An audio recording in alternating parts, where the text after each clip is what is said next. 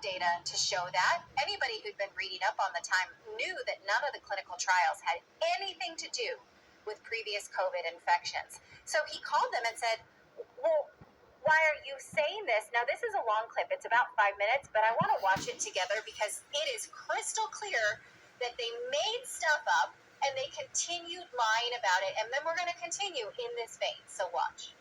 These MMWR.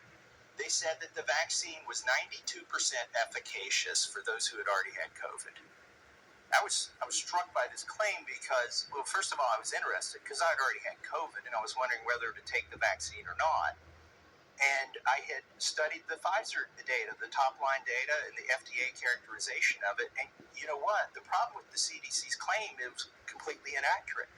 The trials didn't prove that at all. The trials weren't designed to prove that. So I called up the CDC.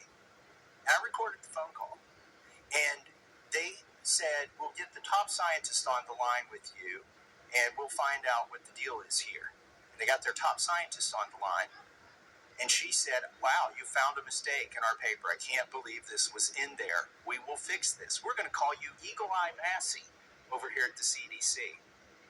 And said, okay, that's great. I appreciate you fixing this because there's no data to support this. Wait, can you pause for a second? Can we pause this here? In January of 2021. I'm sorry.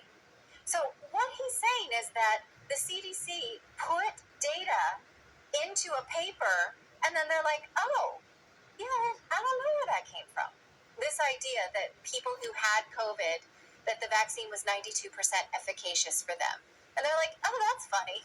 What? How does that happen? How do you accidentally have data that never existed? Okay, let's let him, I just can't let that go. Go ahead. I call up and I look at their website, lo and behold, nothing has been fixed. And I then started contacting people at the CDC, and they were very averse to fixing it, the misstatement. And this began a saga. Just 3 minutes or 3 hours into the Biden administration was one of these phone calls when the cover-up started to begin. They were conflicted. They wanted everybody to take the vaccine. They didn't have data that showed it would help anybody who had already had the COVID infection, but they didn't want to change this. So I made lots of calls, recorded them all. They admitted to me that they were wrong and said they would fix it. They eventually changed it, but they never did fix it. Okay. So then a FOIA request went to CDC, and they produced over 1,000 pages, most of it redacted like this. The FOIA request was every conversation about Congressman Massey, and it produced at CDC. It produced over 1,000 pages. Imagine that.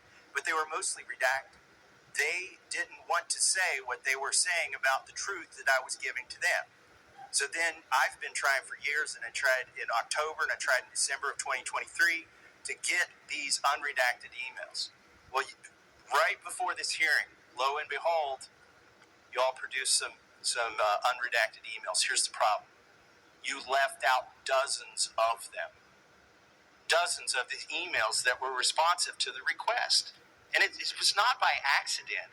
These aren't